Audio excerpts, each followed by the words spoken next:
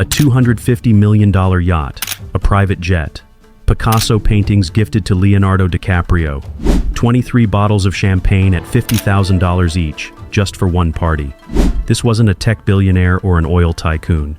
This was a fresh college graduate in his 20s, throwing around money like water. His name was Jho Low, and every dollar he spent was stolen. Between 2009 and 2015, Low orchestrated what the U.S. Department of Justice called the largest kleptocracy case in history, a $4.5 billion fraud that drained Malaysia's sovereign wealth fund and left an entire nation holding the bill. But here's the twist. While his accomplices sit in prison, Jho Low remains free, living somewhere in the world under the protection of powerful allies.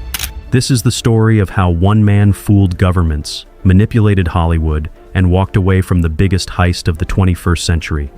Before we dive in, make sure to hit that subscribe button and turn on notifications. And I drop a like. It really helps us bring you more content like this. The perfect setup. Jho Low was born in 1981 in Penang, Malaysia, into a wealthy family with roots in China. His grandfather had built a fortune in food and mineral trading. His father, educated at Harvard, had tasted both success and failure in business. From childhood, Low was groomed for one thing: power. At 15, he was sent to Harrow School in England, one of the world's most elite boarding schools. Harrow didn't just educate students, it created prime ministers, royals, and rulers. But he wasn't the richest kid there, so he did something clever. He acted like he was. Low threw extravagant parties, drove expensive cars, and never denied rumors that he was a Malaysian prince. He cultivated an image of wealth that attracted the right kind of attention. At Harrow, he befriended Riza Aziz, the stepson of Najib Razak, who would later become Malaysia's prime minister. That friendship would become the foundation of everything. After Harrow, Low attended Wharton Business School. There, he continued his act, publishing financial articles copied from Wall Street reports and spending $40,000 a month on parties. He also made critical connections with wealthy students from the Middle East, particularly the UAE. Through them, he met Khadem Al-Kubaisi, a manager at Abu Dhabi's sovereign wealth fund. Low was building something, a network of power, influence, and opportunity, and he was about to put it to use. The birth of 1MDB. In 2007, Najib Razak was preparing to run for prime minister. His flagship project was the Iskandar Economic Zone, a massive development in southern Malaysia designed to rival Singapore. But there was a problem: funding. Jho Low saw his chance.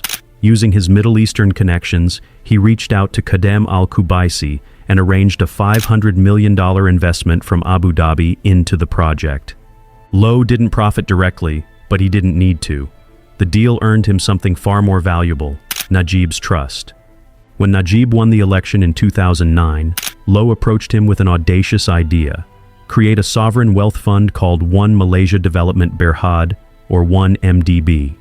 On paper, 1MDB would raise capital for national development. In reality, it would become Low's personal bank account. Najib agreed. He became chairman of 1MDB's advisory board, but the real power belonged to Low, who operated entirely behind the scenes. To make the fund look legitimate, Low introduced Najib to a Saudi prince who ran an oil exploration company called PetroSaudi. The company had extraction rights, but barely any employees. It didn't matter. In September 2009, on a luxury yacht in the Mediterranean, Najib and the prince finalized a deal. 1MDB would invest $1 billion into PetroSaudi. But the money never reached the joint venture. Out of that $1 billion, $700 million was secretly diverted to a Swiss bank account controlled by Jho Low. The heist had begun. Living like a billionaire. Within months, Low was living a life most people couldn't imagine. He bought mansions, yachts, supercars, and luxury hotels. He spent $85 million in just 8 months. He gambled $1 million in a single night. But Low wasn't just spending for himself. He was buying access. He threw million-dollar parties attended by Hollywood A-listers. He gifted Paris Hilton champagne worth $2.2 million. He gave Kim Kardashian a white Ferrari. He handed Leonardo DiCaprio a Picasso painting and Marlon Brando's Oscar statuette. And then came his boldest move. He financed the Wolf of Wall Street, a film about financial fraud starring DiCaprio. The irony was lost on no one. Jordan Belfort, the real-life con artist the film was based on, attended the premiere.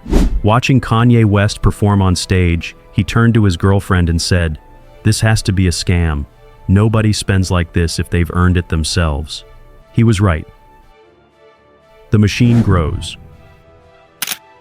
By 2012, Low had burned through most of the initial $700 million. He needed more. With the help of Tim Leissner, Goldman Sachs' head of Asia, Low executed another scheme. Using 1MDB, he issued $3.5 billion in bonds, supposedly to invest in thermal power plants. Goldman Sachs earned fees 190 times higher than normal. Leissner personally made over $10 million. And Low funneled $1.4 billion into shell companies in the British Virgin Islands. In 2013, he did it again, issuing another $3 billion in bonds. This time, he used the money to fund Najib's re-election campaign.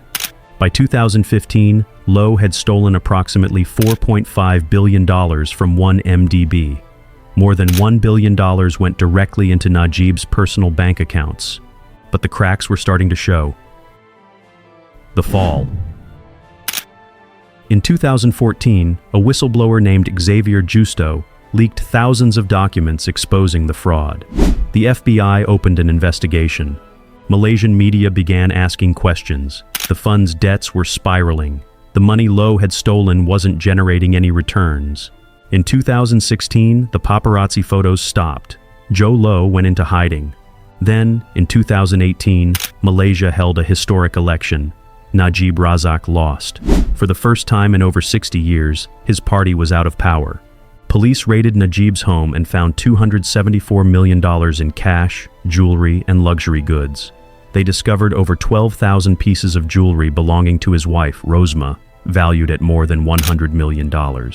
In July 2020, Najib was convicted of corruption and sentenced to 12 years in prison. Goldman Sachs paid $3.9 billion to settle charges related to the scandal. But Jho Low, he was nowhere to be found. The escape. After the election, Low tried to negotiate. In secretly recorded phone calls obtained by Al Jazeera, he offered to return stolen assets in exchange for immunity. He blamed Najib. He offered up accomplices. He tried to bargain with Singapore, the US, and Malaysia. None of it worked.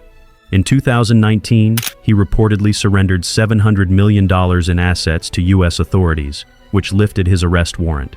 But it didn't clear his name. Malaysia filed a lawsuit demanding over $15 billion in damages. Singapore charged him with money laundering. The US labeled him a fugitive. And yet, Jho Low remains free. Reports suggest he obtained citizenship from St. Kitts and Nevis, granting him visa-free access to over 150 countries. Some believe he's hiding in Europe. Others say China. A few claim he's dead. But no one knows for sure. Jho Low's story isn't just about greed. It's about how power protects power. He stole $4.5 billion, not through hacking or violence, but through relationships, reputation, and manipulation. He convinced a prime minister, international banks, and Hollywood elites that he was legitimate. And when it all fell apart, he disappeared. His accomplices are in prison. His partners paid billions in settlements. But Low himself remains beyond reach, shielded by wealth, connections, and countries willing to look the other way. The 1MDB scandal exposed the dark machinery of global finance, how sovereign wealth funds can be looted, how banks enable fraud for profit, and how entire governments can be bought. Malaysia is still recovering. The stolen money was supposed to build schools, infrastructure, and opportunities for millions of people. Instead, it bought yachts, paintings, and parties. Jho Low proved something disturbing.